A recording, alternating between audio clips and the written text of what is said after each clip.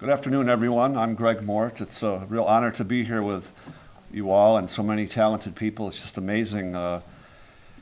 In thinking about the NASA art program, it's almost 50 years old, and someone way back in the day had an idea that it would be wonderful if we not only traveled to the stars but kept a record via artists. So NASA has for these 50 years commissioned artists, poets, musicians, sculptors, almost any endeavor in the art world you can think of to record what they like to refer to as the eyewitness to space.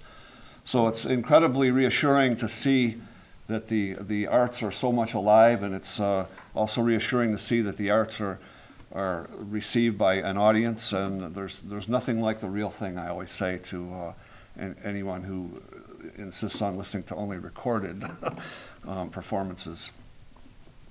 A lot of what I do in my painting has become about the environment.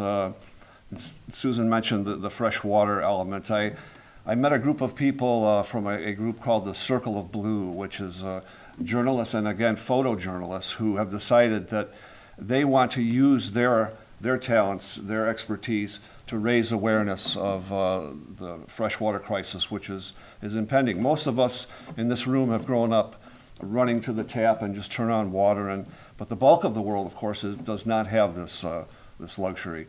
So what the Circle of Blue has focused on and is trying to do is trying to gather as much information from dispirited groups from around the world who are experts in water and bring them all together and make some sense of it.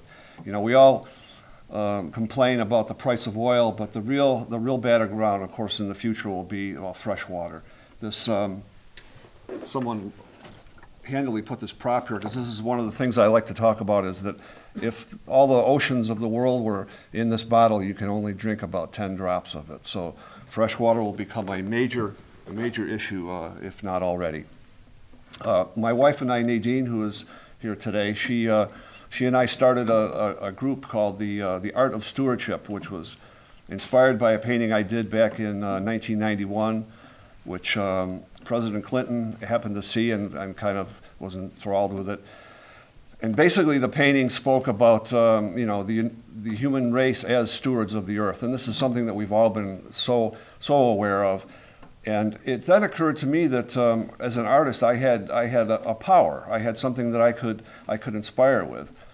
So I started studying about the history of imagery and just pulled up these amazing things which are iconic and they transcend culture and language. So what the Art of Stewardship encourages is artists like yourself, poets, painters, to really get involved with groups like I have with the Circle of Blue and try to make that part of our subconscious, which is what it needs to be. And I see that there are a few young people here today, which is very exciting because they seem to be so in tune with what the environment needs. So I'm very hopeful that we can all make an important difference. And I thank you all for inviting me to be here. And again, I'll sign any of my books and to support the Little Patuxent Review, which I thank Mike Clark for his invitation. This is my second time being among the group.